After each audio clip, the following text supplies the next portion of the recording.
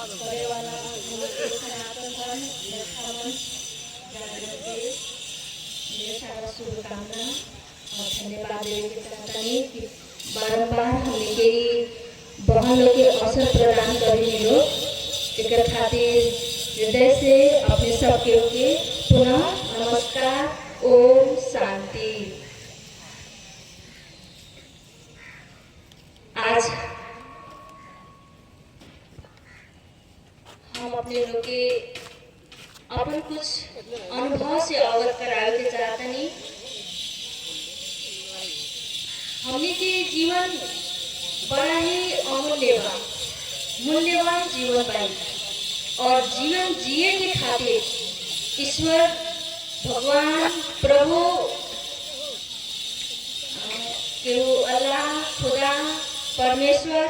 अनेक नाम से हमने के जिनकरा के पुकारनी मननी आराध्य के रूप में इष्ट देव के रूप में प्रभु के रूप में भगवान के रूप में एउटा रक्षक के रूप में संरक्षण के रूप में कोनो भी रूप से हमने उनकरा के जानिने मानिने उनका अनुसरण करे के चाहिए। ये जीवन तबे वास्तव में सार्थक होई जब हमने वो परमात्मा के आदेश के श्रीमत के संदेश के कही या उनकर देह मार्गदर्शन कही ओकरा पर सिर्फ सुनल कोनो बड़का बात नहीं है हमारे विचार से। और वास्तव में अगर जीवन में झांक के देखा जाए इतना समय से हमने सत्संग कर रहा बानी भक्त भी बानी पूजा आराधना भी कर रहा बानी प्रत्येक दिन अपन जीवन में हमने कि एको दिन नहीं थे कि स्नान न करता नहीं भगवान के ध्यान न करता नहीं उनकर पूजा पाठ जब तक ना करता नहीं हमने करते आ रहा बानी फिर भी हमने के जीवन में परिवर्तन काहे नहीं के होगा। साधारण बात बा एगो खान पीन के भी शुद्धि हमने के जीवन में नहीं हो रहा हमने के बोली भाषा में भी हमने के सुधार नहीं होगा लेकिन पूजा एको दिन नहीं छूटा। तो पूजा के अर्थ कथी है भगवान हमने के का सिखा रहा बानी हमने का कर रहा बानी सुनेला तो सुन रहा बानी। हम बहुत भाग्यवान समझे अपने आप के जब सिमरौनगढ़ नगर पालिका में हमने के आगमन भेल बस तब से ही सनातन धर्म रक्षा मंच की ही देन बा जे हमने के अपने सब केहू से बारंबार जोड़े के भेंट घाट करे के इस शुभ अवसर प्रदान करेने और एगो सत्संग के कितना प्रेमी लोग बा इस नगर में ये भी बहुत सुंदर और सराहनीय बात बा। तो हम विशेष अपने लोग से आज सोचनी है कि हम कथी बोलम हम ऐसा कोनो बात ना बोलम लेकिन एगो छोटा सा अनुभव अपने लोग के बीच में रखम आ एमे केहू अपने आप के व्यक्तिगत ना लेहल जाए ये हमने के व्यवहारिक जीवन के बात बा। तो हम बात कहत रही है पूजा पाठ के सत्संग के जे हमने के हर कोई यहाँ उपस्थित अधिक से अधिक लोग बानी भगत जगत लोग ही बानी प्रभु प्रेमी लोग ही बानी इतना केहू हमने बानी यहाँ और हमने सबके परिवार भी अपन अपन जगह पर अगर हमने सबके जीवन में कुछ थोड़ा ही सही अगर परिवर्तन हो जाए हमने वो प्रयास से अपन परिवार में परिवर्तन ले आई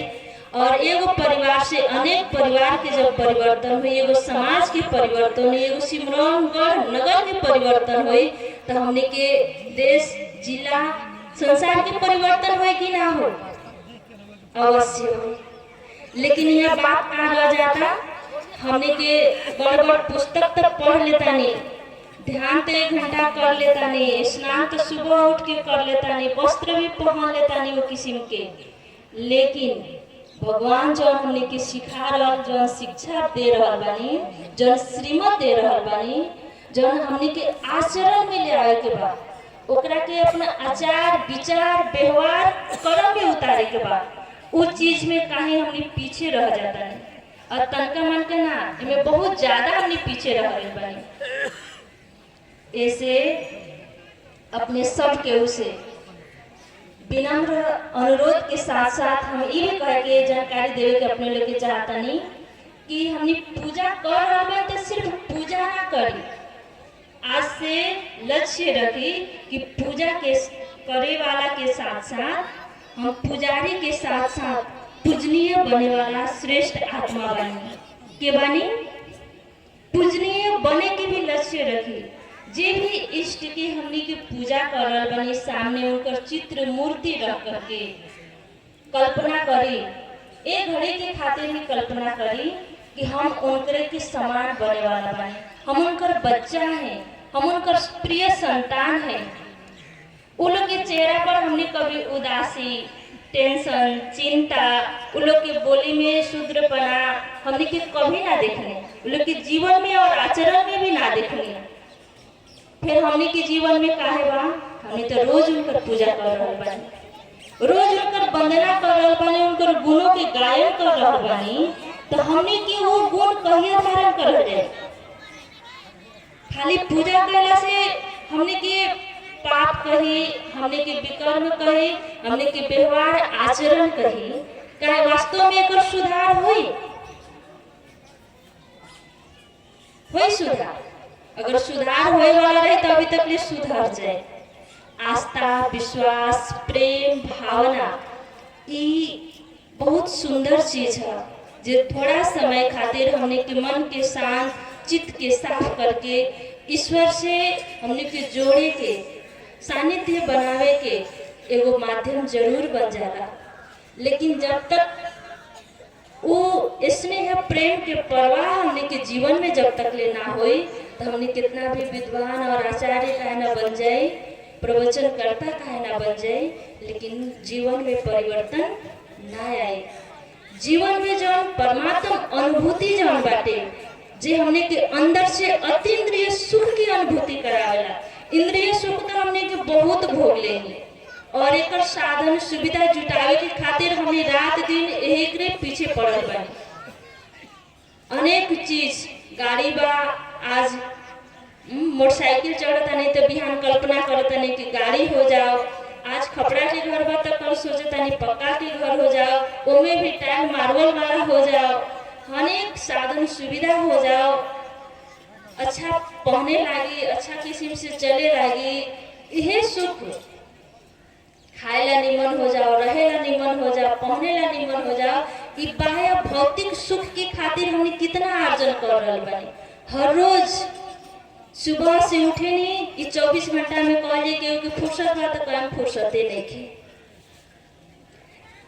ई प्राप्ति के खातिर हमने रोजमर्रा की जिंदगी में हमने दौड़ रहा बानी, इहे खातिर कर रहा बानी। इतना करते हुए भी हमने के कभी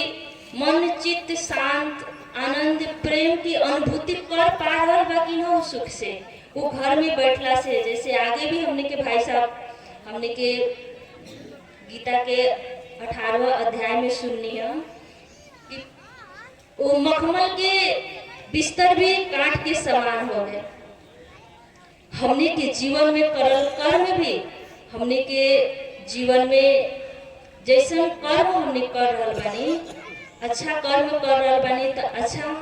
फूल के समान, और बुरा कर्म कर रहा बानी तो हमने के कांटा के समान ही प्राप्ति होके ना। ऐसे परमात्मा जी बानी पहले हमने के उनकरा के जानल जरूरी बा। ईश्वर, अल्लाह, गॉड, भगवान, देवी देवता जे भी कह के हमने मानते पूजते हैं, वो के बानी, कैसन बानी, उनकर गुण चरित्र कथी बा, ये हमने के पूछते हुए उनकर मनन, वंदना, पूजा, आराधना करते हुए स्वयं के भी पूजनीय बनावे के लक्ष्य जब हमने के जीवन में हो जाए तो अवश्य हमने के जीवन में परिवर्तन हो। राम सीता जी हमने के इतिहास अभी भी भाई साहब हमने के बताई है, बैकुंठ साहब जी,